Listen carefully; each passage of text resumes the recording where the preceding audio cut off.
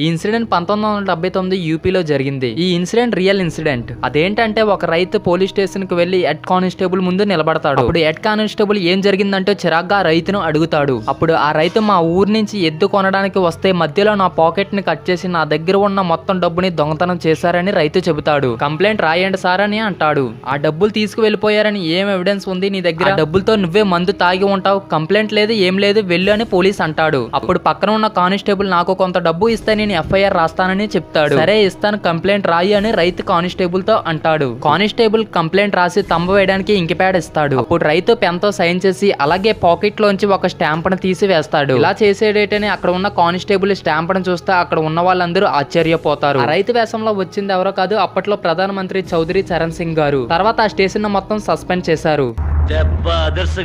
అప్పట్లోనే ఇంత స్ట్రిక్ట్ గా ఇన్స్పెక్ట్ చేసి ఈ ప్రధానమంత్రి గురించి కామెంట్ చేయండి. మరిన్ని వీడియోస్ కోసం ఛానల్ ని సబ్స్క్రైబ్